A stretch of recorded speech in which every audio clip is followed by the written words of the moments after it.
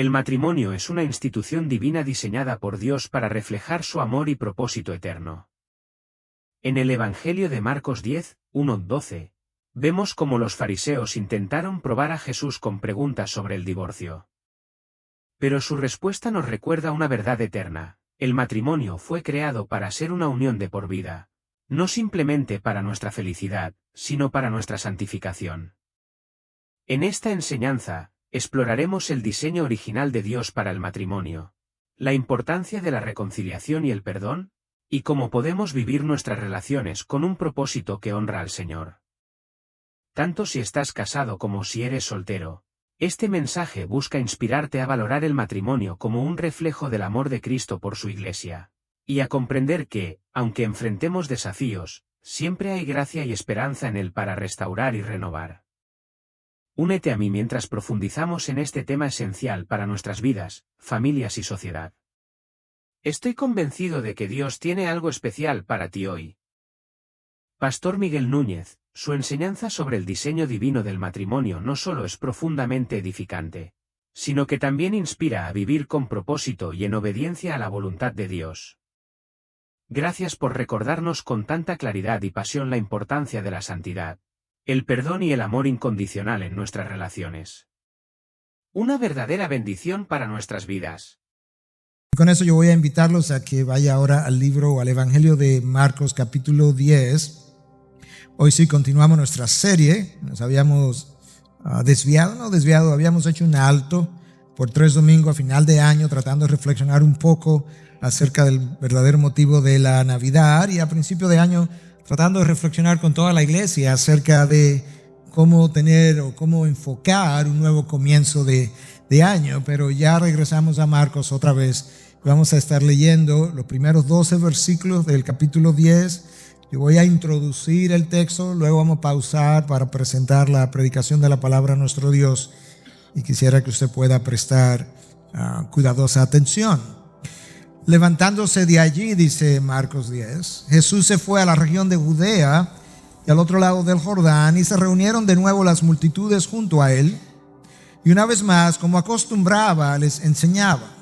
Y se le acercaron algunos fariseos para ponerle a prueba. Le preguntaban si era lícito a un hombre divorciarse de su mujer. Y respondiendo él les dijo: ¿qué os mandó Moisés? Y ellos dijeron: Moisés permitió al hombre escribir carta de divorcio y repudiarla. Pero Jesús les dijo: por la dureza de vuestro corazón os escribió este mandamiento. Pero desde el principio de la creación Dios los hizo varón y hembra. Por esta razón el hombre dejará a su padre y a su madre, y los dos serán una sola carne. Por consiguiente ya no son dos, sino una sola carne. Por tanto, lo que Dios ha unido, ningún hombre los separe. Y ya en la casa los discípulos volvieron a preguntarle sobre esto. Y él les dijo: cualquiera que se divorcie de su mujer y se case con otra, comete adulterio contra ella. Y si ella se divorcia de su marido y se casa con otro, comete adulterio. Cuando nosotros estudiamos la palabra de Dios, sobre todo cuando lo hacemos para predicar o exponer un mensaje, la pregunta primera que el predicador necesita hacerse antes de cualquier otra cosa es: ¿cuál es el punto principal de este texto? Y yo no sé si al leer el texto usted pudo percatarse de cuál es ese punto. Y reflexionando sobre eso, yo decía esta mañana que no siempre el punto principal de un texto está tan claro como lo parece en esto. Y recordaba entonces cómo el pastor John MacArthur recordaba en una ocasión, terminando él sus estudios de seminario, que a él le tocó la oportunidad de predicar, y como era acostumbrado, sus profesores, 3 o 4 de ellos se sentaban detrás, el predicador estaba aquí delante, y mientras él iba predicando, sus mentores o profesores estaban detrás con lapicero en mano, tomando y haciendo anotaciones acerca de lo que pudiera estar bien o no con su predicación. Y al final, entonces, la costumbre era que ellos se paraban en la puerta, y el profesorado del seminario y los estudiantes pues salían y felicitaban o saludaban al predicador y demás. Y entonces De repente él se percata que uno de esos profesores, que eventualmente se convierte como en un mentor para él, era el Dr. Feinberg, que viene con la cabeza abajo, no lo mira. Cuando llega donde él le entrega un papel sin mirarlo y sigue caminando y se va, y MacArthur dice que él no podía esperar para abrir ese papel, para ver lo que decía, después de horas y horas y horas preparando este mensaje. Y cuando él lo abre, lo único que el papel decía es, o fue, tú pasaste por alto el punto principal del texto. Yo me imagino lo que eso debe significar para un estudiante de seminario, para un predicador, después de pasar horas estudiando un texto. Y yo hago esa introducción porque yo no sé qué usted pensó al leer ese texto, que era el punto medio, neurálgico de este texto.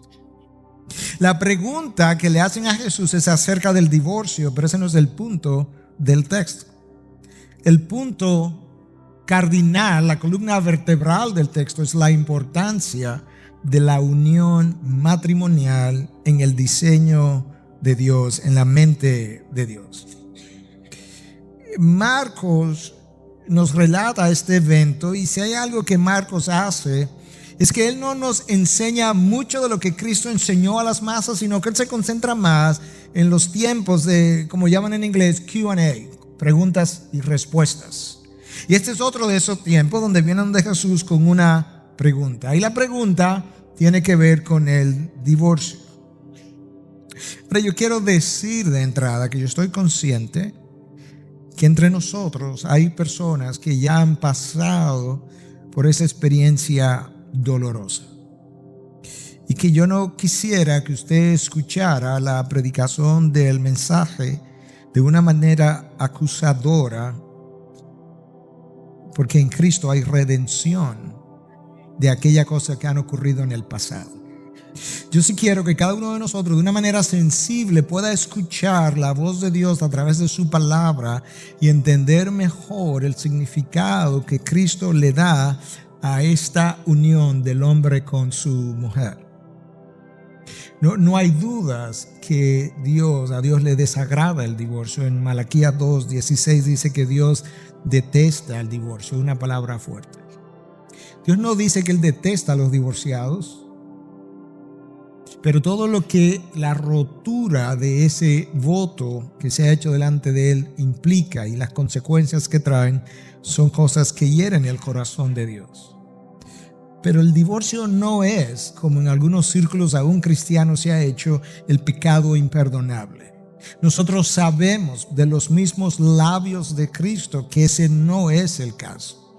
De hecho, cuando tú lees en Mateo 12, 31 y 32, esto es lo que escuchamos. Por eso os digo que todo pecado y blasfemia será perdonado a los hombres, todo pecado. Pero la blasfemia contra el Espíritu Santo no será perdonada.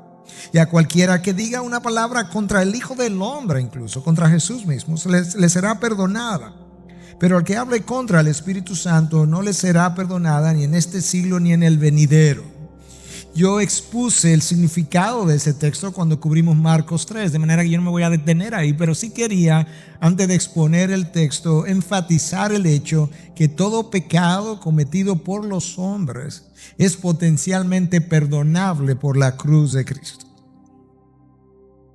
Y lo que quisiera entonces es que aquellos que hoy quizás están en una segunda unión matrimonial o en una primera, nosotros podamos salir de aquí con la convicción de que no queremos deshacer en el futuro algo que ya Dios ha hecho. Y por eso el título de mi mensaje esta mañana es: lo que Dios unió, que no lo separe el hombre.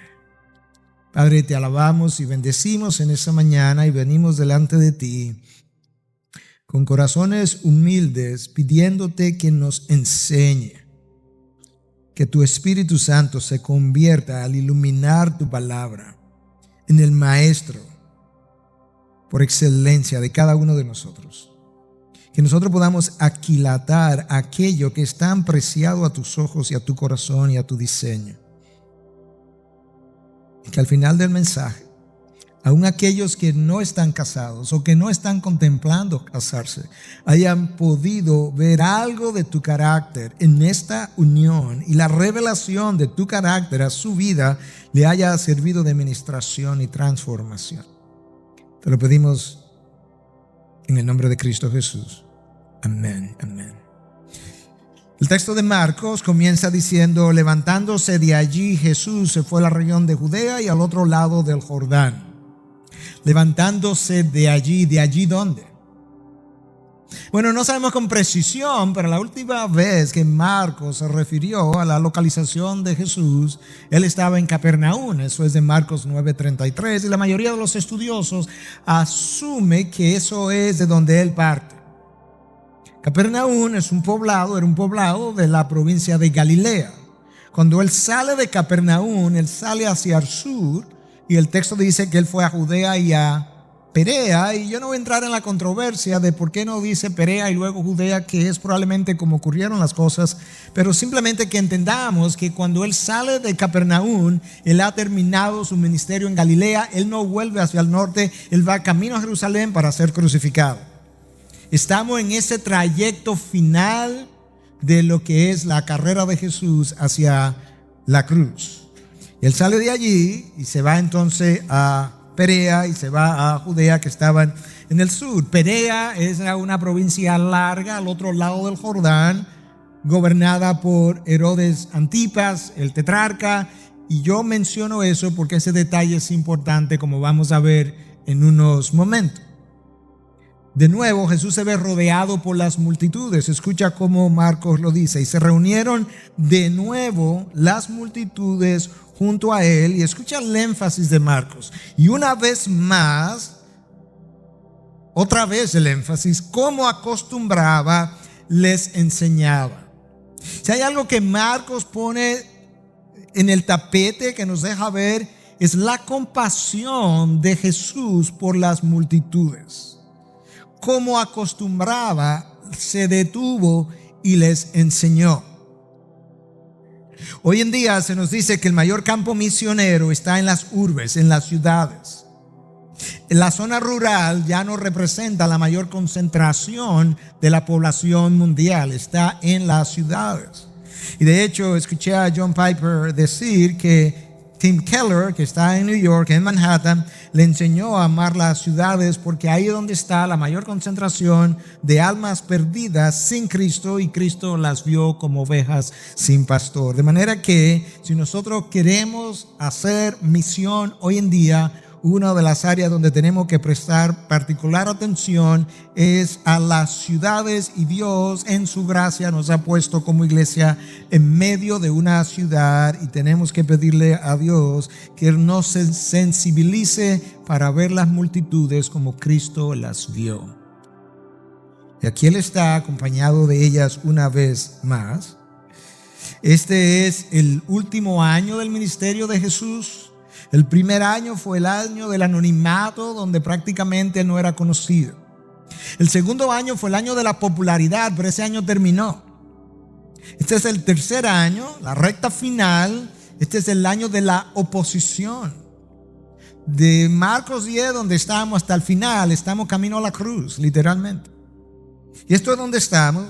Y en su trayecto hacia Judea, Perea, Judea, se le acercan no solamente multitudes, sino que Marcos nos dice que se le acercan algunos fariseos para ponerle a prueba. Ellos no vienen detrás o en búsqueda de la verdad o de entendimiento. Ellos están tratando de atrapar a Jesús en algo con lo cual le puedan acusar.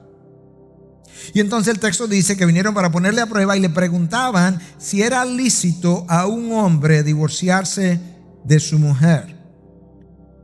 ¿De qué manera una pregunta sobre el divorcio podía poner en peligro la vida de Jesús? Porque están tratando de atraparle y están tratando de ponerlo a prueba. Bueno, hay varias posibilidades. Yo no puedo olvidar que probablemente Jesús está en Perea ahora. ¿Quién es el tetrarca de Perea? Herodes Antipas. ¿Quién decapitó a Juan el Bautista? Herodes Antipas. ¿Por qué lo decapitaron? Porque Juan el Bautista había denunciado cómo Herodes Antipas tenía un hermano llamado Herodes Filipo. En un viaje a Roma, donde Filipo estaba, él se enamora de la esposa de su hermano, Herodias. Herodías se divorcia de Herodes Antipas. De Herodes Filipo. Herodes Antipas se divorcia de su esposa y ahora los dos se casan. Juan el Bautista se entera y le dice: no te es lícito tener la mujer de tu hermano. En el territorio de Perea, donde Herodes es el tetrarca, ellos vienen y le hacen la pregunta: ¿es lícito para un hombre divorciarse de su mujer? El texto paralelo de Mateo 19:3 dice: y se le acercaron algunos fariseos para probarle, diciendo: ¿es lícito a un hombre divorciarse de su mujer por cualquier motivo? Esa es la clave, por cualquier motivo es la clave de la pregunta. En el tiempo de Jesús, entre los judíos, la posibilidad del divorcio existía, y eso es lo que explica por qué José, cuando se entera que María está embarazada, pensando que es el resultado de una relación adúltera, trata de desposarla en privado para no difamarla, porque existía esa posibilidad entre ellos. De manera que la pregunta clave es si pudiera ser por cualquier motivo. Y entonces existe la otra posibilidad, que la manera de probar a Jesús es para ver con cuál escuela de pensamiento él se iba a alinear. Porque en la época en que Jesús ministró, básicamente habían dos escuelas de pensamiento. Estaba la escuela de Shammai, la escuela más conservadora, que entendía que el divorcio solamente era permitido en caso de adulterio, como José iba a hacer. Pero estaba la escuela de Hillel, que era la más popular, y la escuela de Hillel entendía que tú podías divorciarte de tu mujer por cualquier razón, incluyendo la posibilidad de que ella te quemara una comida, o simplemente que el esposo ya no se la encontrara hermosa con el paso de los años, como si nosotros los hombres embelleciéramos al envejecer. Lamentablemente, el valor de una mujer en esa época no era mucho, era casi cero. Entre los griegos era peor. Demóstenes, el político y orador griego, decía: nosotros tenemos cortesanas para el placer, concubinas para la cohabitación diaria, y esposas para tener hijos legítimos y tener guardianes fieles de las cosas de la casa. En Roma era peor. Séneca, el filósofo romano, decía que las mujeres se casaban para divorciarlas y estaban divorciadas para casarse. Jerónimo, el autor de la Vulgata, cuenta acerca de una mujer que había tenido 23 maridos, y el marido número 23 había tenido 20 esposas anteriores. De manera que cuando Jesús está respondiendo esta pregunta, él está en medio de un Herodes Antipas que se ha divorciado de su esposa y se ha casado con la esposa de su hermano. Él está en medio de una escuela, la más popular de Hillel, que permitía divorciar a tu esposa por cualquier razón. Está en medio de las corrientes griegas y romanas que no le daban ningún valor a la mujer. Y los fariseos vienen ahora para probarle. Le dicen: maestro, ¿es lícito divorciar a su esposa? O, para usar la versión de Mateo, por cualquier motivo. Y Jesús, como buen judío, responde una pregunta con una pregunta. En realidad, yo no voy a entrar en los detalles, eso es un poco más complejo que eso que yo acabo de decir. La manera como esto ocurría era que cuando tú me hacías una pregunta, yo te hacía una pregunta, y la pregunta que yo te hacía conllevaba en la pregunta la respuesta. Y Jesús responde con una pregunta: ¿qué os mandó Moisés?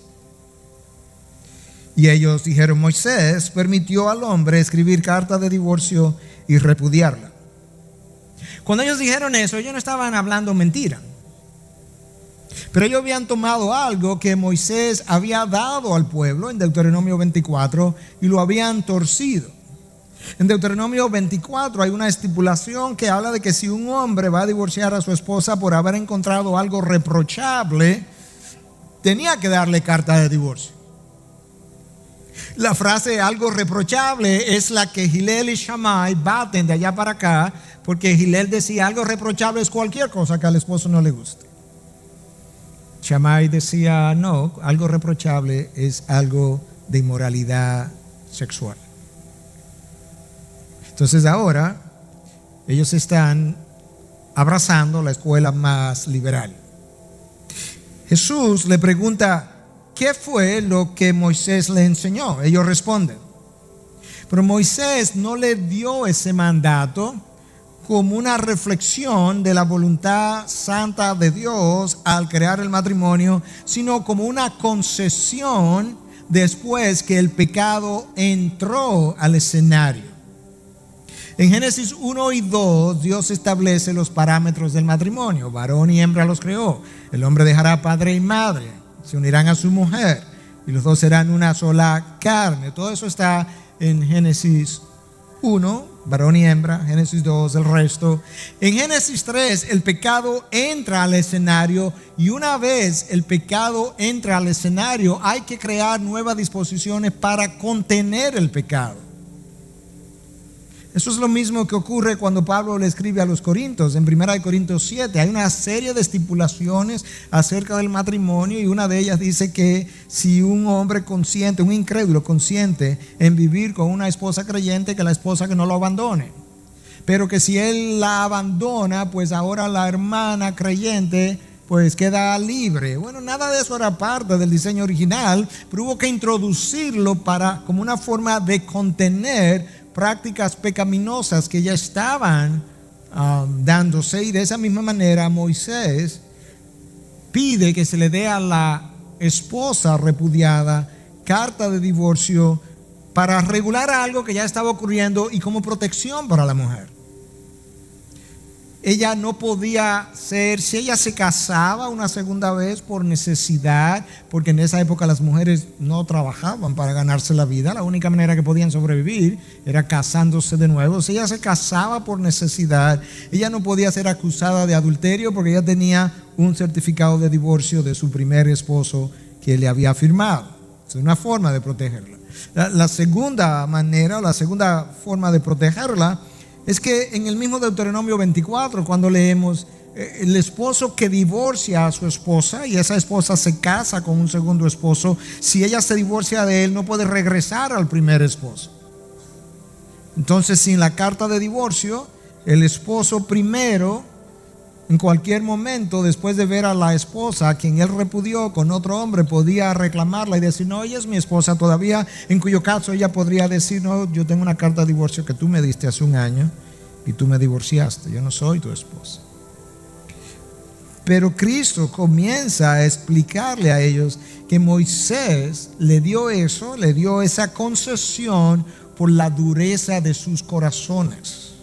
Esa es la generación que pasó por el desierto. De esa generación, Dios dice que era una generación dura de cerviz. La dureza del corazón de esa generación y de la nuestra requirió en ese momento entonces, y en nuestro momento requiere de otras cosas, el que esto fuera permitido.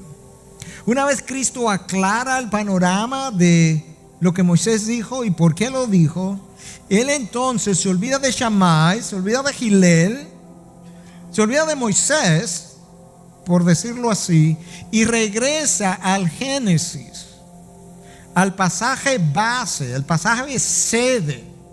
El pasaje sede es el pasaje de la palabra que más habla y más claramente habla acerca de un asunto. En este caso es el pasaje que nos habla del diseño inicial del matrimonio, y Cristo se va al Génesis, pasándole por alto a todo lo demás. Dice, pero, Moisés dijo eso, pero desde el principio de la creación Dios los hizo varón y hembra.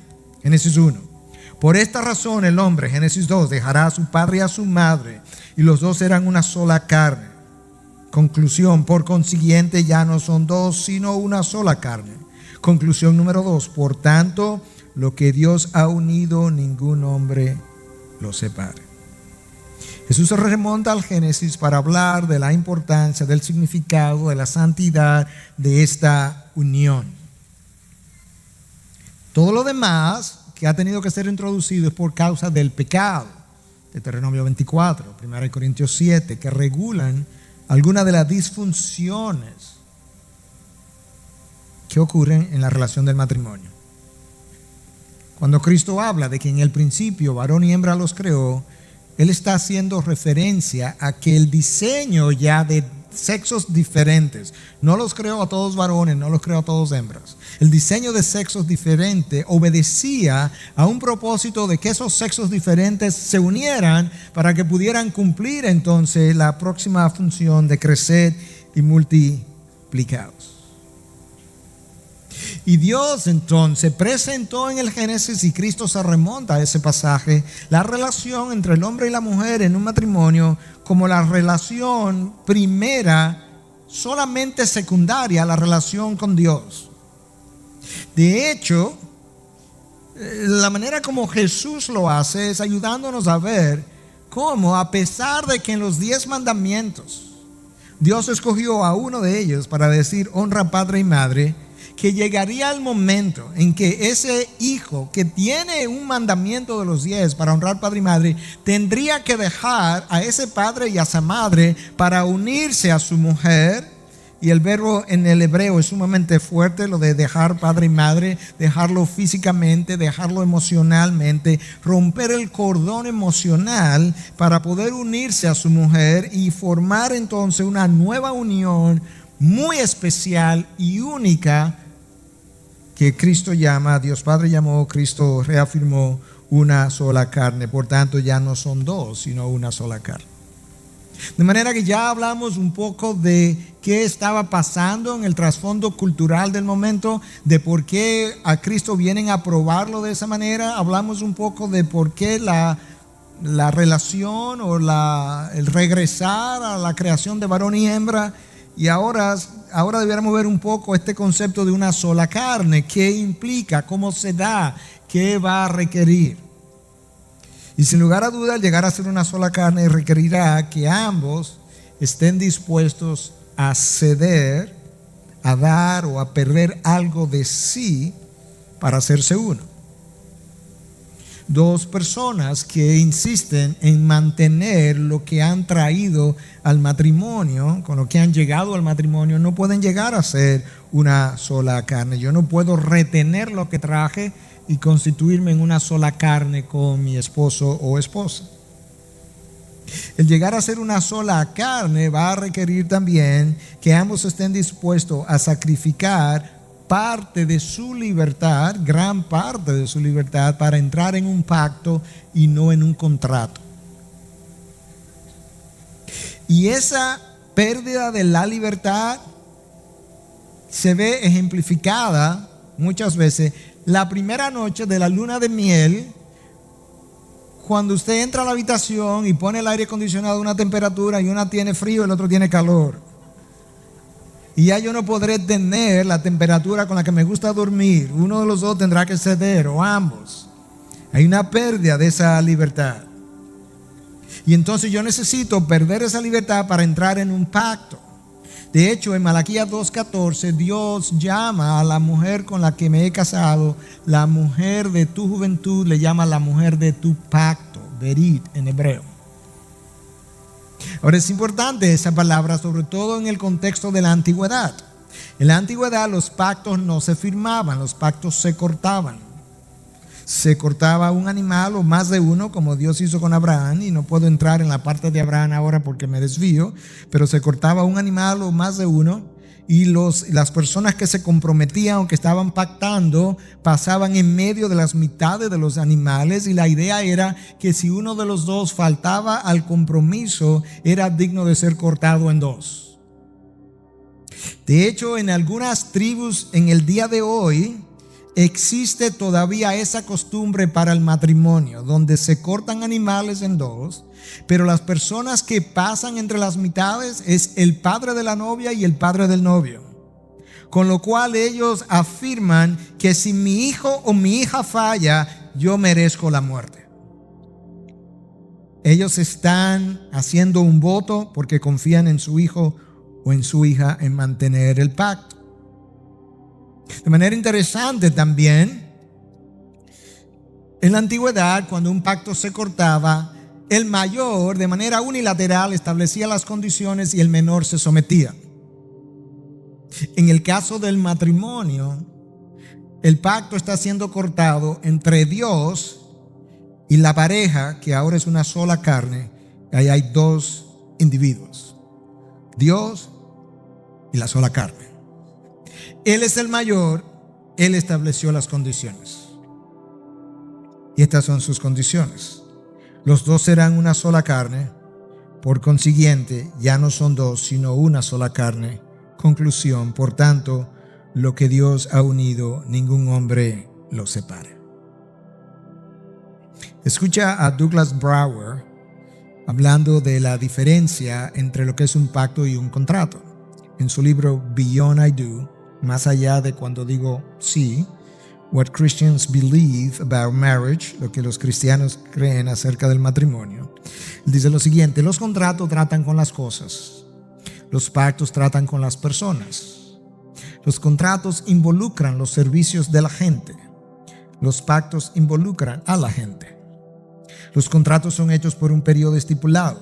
Los pactos son para siempre.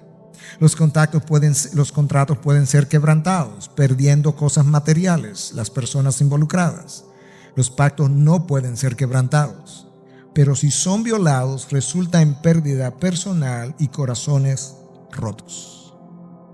Eso nos da una idea de lo que implica entrar en este pacto. El llegar a ser una sola carne va a requerir el que ambos tengan que renunciar a parte de su tiempo para vivir de acuerdo a una sola agenda.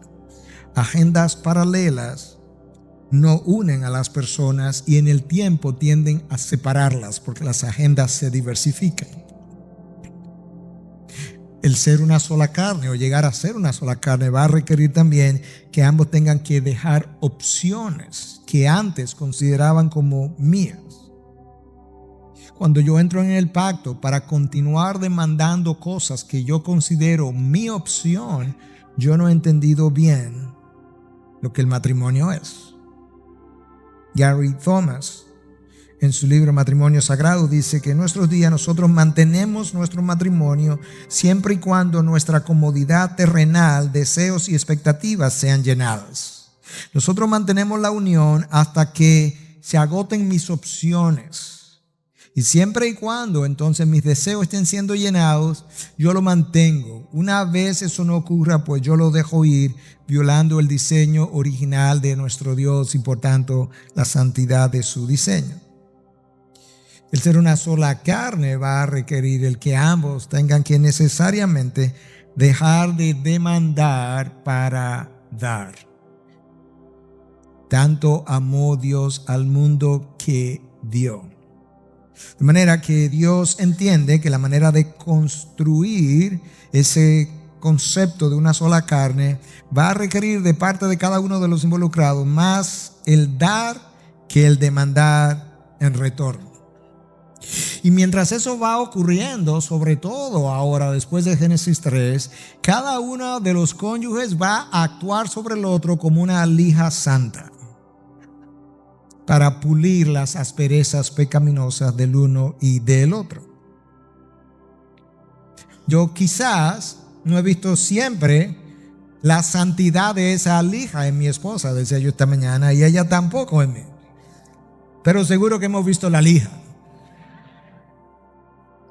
Helen Rowland dice que el matrimonio es la cirugía por medio de la cual la vanidad de la mujer y el egoísmo del hombre son extraídos sin anestesia. De manera que el matrimonio es una especie de cirugía sin anestesia, sangre fría, donde la vanidad de la mujer, por usar un término, y el egoísmo del hombre están tratando de ser extraídos por la mano de Dios sin anestesia. Cuando eso comienza a ocurrir, yo comienzo a molestarme. Pero si hay algo que yo he aprendido, lo he leído, lo he vivido, lo he visto, lo he aconsejado, es que cuando yo comienzo a molestarme, lo que mi cónyuge está poniendo de manifiesto son mis ídolos. Y cuando mis ídolos van a ser tocados, nosotros peleamos por mantener nuestros ídolos. Y entonces entramos en una lucha con el otro que quiere quitarme el ídolo del cual yo estoy abrazado. Y construimos entonces una teología funcional alrededor del ídolo que luzca cristiana. Ejemplo, aunque quizás no sea el mejor para el matrimonio, quizás tengo un problema con el dinero. El dinero es un ídolo. Como la Biblia habla de mayordomía, entonces ahora todo gasto de dinero yo le llamo, no, es que ese es buen mayordomo de los recursos del Señor. Pero en realidad yo lo que no estoy diciendo es que yo soy un agarrado del dinero. Yo me estoy considerando un mayordomo. Yo tengo una teología funcional altamente pecaminosa, pero que luce piadosa. Y así hacemos con los demás ídolos. Pero si te pones a pensar un poco, el ser una sola carne no es una cosa fácil. Dios está uniendo a dos seres de diferentes sexos, de diferentes familias, diferentes valores, diferentes sueños, expectativas y metas, y lo está fusionando para hacer uno solo. El matrimonio no es el abandono de dos mundos, es la fusión de dos mundos. Pero esa fusión tiene que convertirse en una sola. Y cuando tú piensas en eso, solamente Cristo puede de manera milagrosa causar eso. Cristo es el mejor intermediario entre esos dos mundos para fusionarlo y hacerlo uno solo. Piensa por un momento. Tú unes dos seres, pero resulta que uno sueña en azul y la otra sueña en color rosado. Cada uno piensa, ¿por qué tú no puedes ver lo que para mí y mi amiga es obvio? Y el hombre piensa, yo no sé por qué ella no puede ver lo que para mí y mi amigo, es más, hasta el pastor está de acuerdo. Eso es obvio. Bueno, es obvio para ti como mujer, pero no es obvio para mí como hombre. Ella quiere ser oída y él no está muy interesado en oír porque es lo que le gusta es resolver. Vamos a resolver. Él quiere ser obedecido y a ella el obedecer le despierta su rebeldía de la carne. Uno pensaría que a quién se le ocurre que esas dos personas pueden ser una sola carne. Ella quiere ser amada, pero él no sabe amar de manera natural. A él hay que ordenárselo. Ama incondicionalmente a tu mujer. Ella quiere ser valorada, pero él dice que hasta que no lo respete, no la va a valorar. Ella quiere sentirse segura, pero él está lleno de inseguridades. Vaya usted a ver. Él quiere sentirse apoyado y ella dice que no lo va a apoyar hasta que ella no se sienta amada. Y Dios dice, tú esos dos individuos así, tienen que llegar a ser una sola carne. Dios, por eso es un milagro, precisamente, por eso soy yo que tengo que hacerlo. Yo tengo que crear eso. Tú me necesitas a mí, tú no lo puedes lograr. Entonces, Cristo está enseñando acerca de esto, pero cuando Cristo está enseñando acerca de esto, el concepto de una sola carne no estaba completo todavía. El concepto, el entendimiento de lo que una sola carne implica y la razón del matrimonio no queda claro hasta que llegamos a Efesios, hasta que Pablo viene bajo la inspiración de Dios y escribe acerca del matrimonio, escribe y escucha lo que él escribe en Efesios 5, 31 y 32. Por esto el hombre dejará a su padre y a su madre y se unirá a su mujer y los dos serán una sola carne. Ok, Pablo, no hay nada nuevo ahí. Eso está dicho en Génesis, eso está dicho en Marcos 10, eso está dicho en Mateo 19. Hasta ahí no hemos aprendido nada. Y Pablo dice, sí, yo estoy de acuerdo. Yo simplemente introduje la idea para luego decirte esto. Grande es este misterio, pero hablo con referencia a Cristo y a la iglesia. De repente Pablo me deja ver, él une la idea de que dejar padre y madre para unirme en una sola carne, tiene que ver con la idea de la unión de Cristo con su iglesia, y le llama misterio. La palabra misterio, misterión, en el griego, en el Nuevo Testamento, aparece 22 veces, y prácticamente en todas las veces implica algo que en el Antiguo Testamento no se entendía o no se conocía porque no había sido revelado, pero que es revelado ahora en el Nuevo Testamento. De manera que ahora en el Nuevo Testamento yo acabo de entender que Dios ideó el matrimonio para reflejar algo acerca de Él. Dios nunca ha hecho absolutamente nada, algo para tener al hombre en el centro. Todo lo que Dios ha hecho, lo ha hecho para la reflexión de su gloria. De manera que si Él ideó el matrimonio tiene que reflejar algo de su gloria. Y ahora Pablo me dice que lo que Él está tratando de reflejar es la gloria de la unión de su Hijo con su iglesia. Wow. Nosotros hablamos a veces de que el propósito del matrimonio es compañerismo, o es intimidad sexual, o es procreación, o es ayuda mutua. Pero escucha lo que Gary Thomas dice de nuevo en su libro Matrimonio Sagrado. Es desafortunado y triste cuando algo tan profundo como el vivir una analogía de Cristo y su iglesia, el vivir una analogía de Cristo y su iglesia, ese es el matrimonio, que esto se ha reducido a experimentar esta relación meramente, o reducido a algo que nos ayudará a evitar el pecado sexual, a mantener el mundo poblado y a proveer una cura para la soledad. Él dice, da pena que reduzcamos el matrimonio a beneficios, cuando en realidad, en la mente de Dios, el matrimonio debe reflejar la unión de Cristo con su iglesia. Ese es el misterio que antes no se conocía. Escucha como John MacArthur lo dice. El sentido sagrado de la iglesia está íntimamente relacionado al sentido de lo sagrado del matrimonio. A través del matrimonio, usted, escucha, simboliza o niega a Cristo y su iglesia. A través del matrimonio, usted simboliza o niega la unión de Cristo con su iglesia. Eso es lo que coloca en la mente de Dios al matrimonio en una relación especial, en un lugar especial. Si en algún momento de mi matrimonio, de tu matrimonio, tu esposa no se comporta a la altura de su llamado, eso no tiene por qué desdecir de la unión que tienen, porque la iglesia de Cristo no se ha comportado a la altura de su llamado, y Cristo la ha seguido amando incondicionalmente. De manera que en el momento en que tu esposa no se comporta a la altura de su llamado, si el esposo responde amando incondicionalmente, él está reflejando la unión de Cristo con su iglesia. Y si en algún momento el esposo, claro, uno de ustedes, no yo, no se comporta a la altura de su llamado, cualquiera de nosotros, incluyéndome a mí, no si en algún momento, cuando no nos hemos comportado a la altura de nuestro llamado, y la esposa, queriendo ser piadosa y reflejar el carácter de Cristo, continúa amando y apoyando a su esposo, ella está reflejando el carácter de Cristo cuando dijo: aprended de mí que soy manso y humilde. Entonces escucha esto, que quiero leerlo porque lo escribí y quiero leerlo tal cual lo escribí.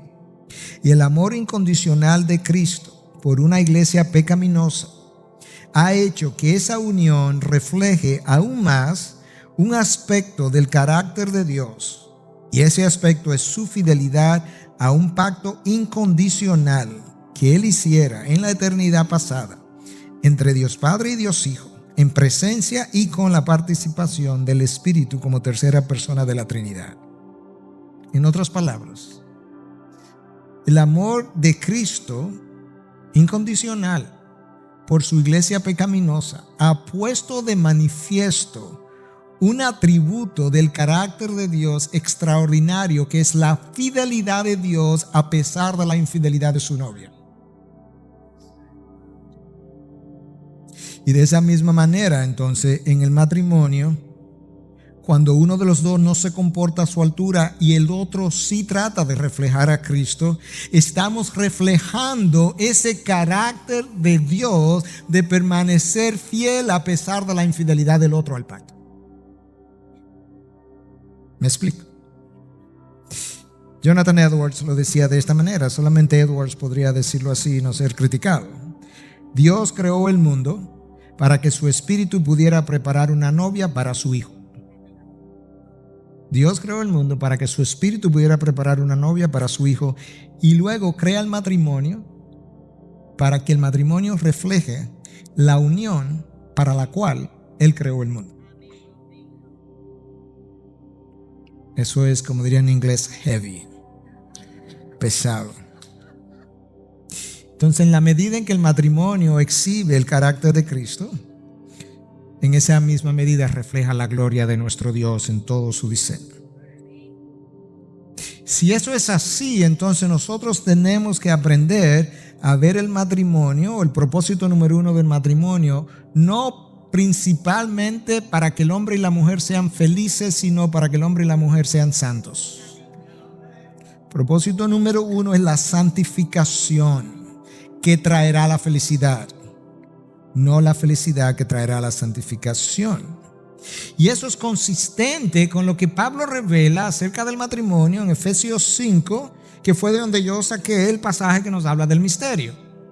En Efesios 5, 25 al 27 dice: maridos. Levanten la mano los maridos. A nosotros nos están hablando. A ustedes. No, a nosotros. Maridos, amar a vuestras mujeres. Ok, Dios, yo entendí eso. Estoy listo. No, espérate, no vaya tan rápido. Así como Cristo amó a la iglesia y se dio a sí mismo por ella. Bueno, sí, yo puedo intentarlo. Espérate, no vaya tan rápido. ¿Para qué Cristo se dio a sí mismo por ella? Para santificarla, habiéndola purificado por el lavamiento del agua con la palabra, a fin de presentársela a sí mismo una iglesia en toda su gloria, sin que tenga mancha ni arruga ni cosas semejantes, sino que fuera santa e inmaculada. ¿Qué tú quieres decir con eso, Dios? Que como cabeza del matrimonio, a ti te toca la responsabilidad no solamente de ver el matrimonio como el propósito número uno del matrimonio, la santificación, sino imitar a Cristo santificando a tu esposa. De manera que 10 o 15 años después de ella estar casada contigo, ella sea más santa por estar casada contigo, no a pesar de estar casada contigo.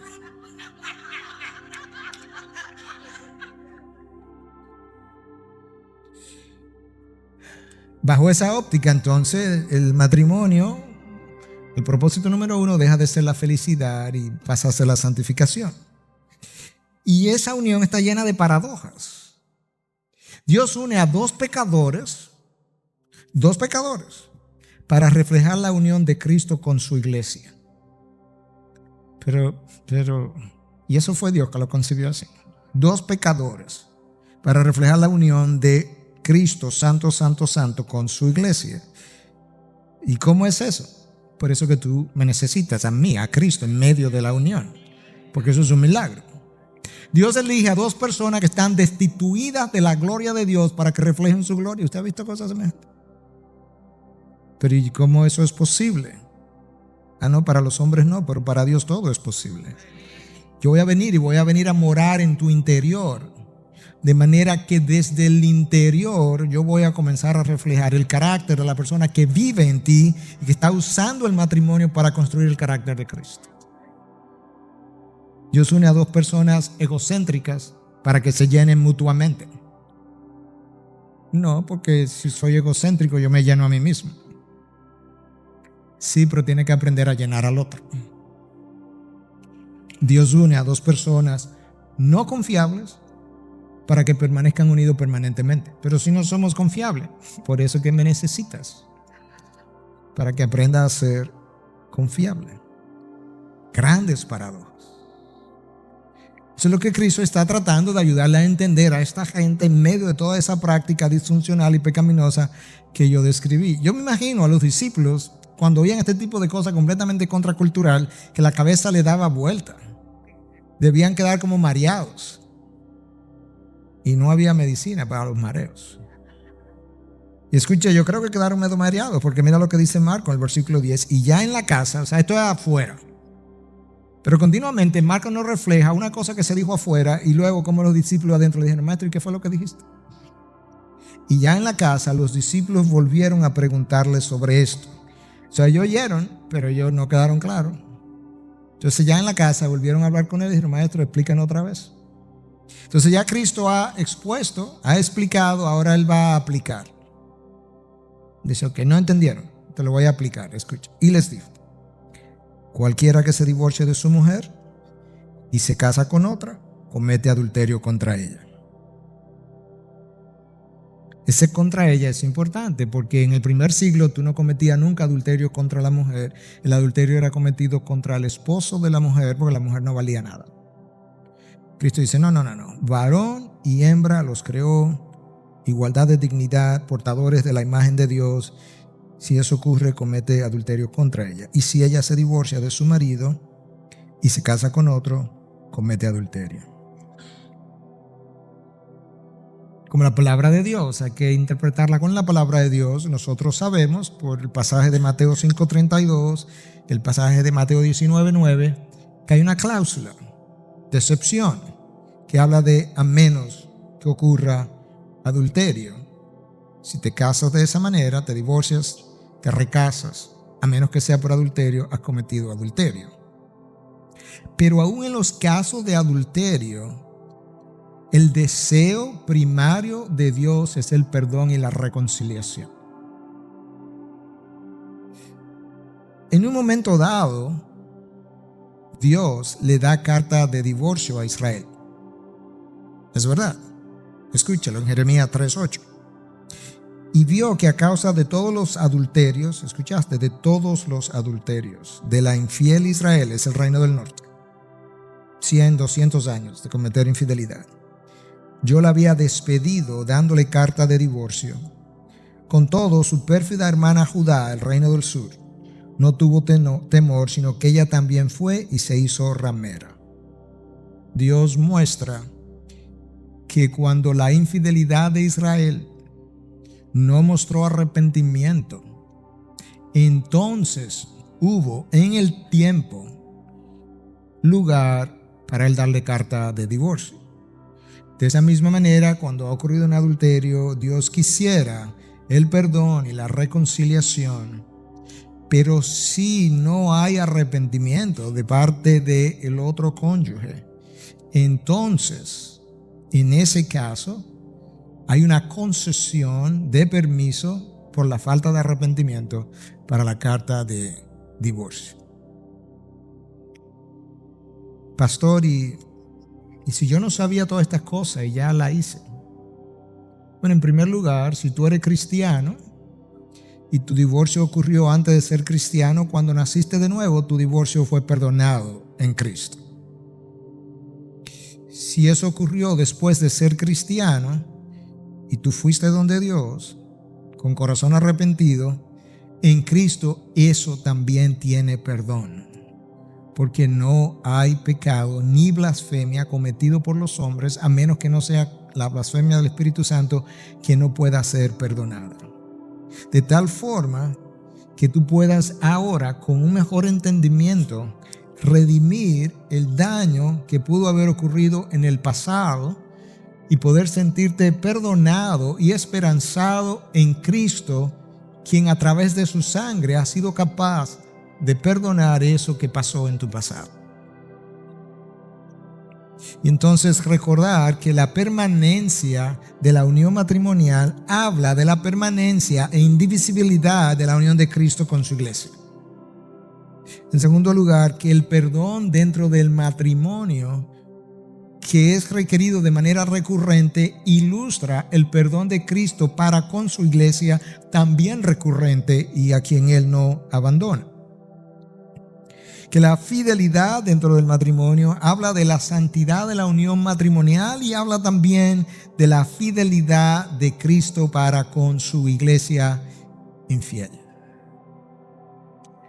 Y finalmente, que la unión de la pareja salvaguarda la estabilidad de la familia, que permite el crecer y multiplicaos, y salvaguarda la estabilidad de la sociedad.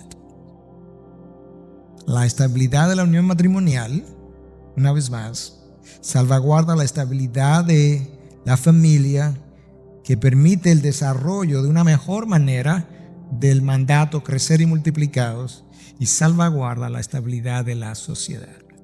De manera que con eso tenemos una mejor idea de cómo Dios concibió el matrimonio, cómo debemos preservarlo en santidad, la posibilidad de perdón cuando esas cosas han sido violadas, de tal forma que yo pueda tener, como dice la canción que vamos a cantar, esperanza y fe nuevamente.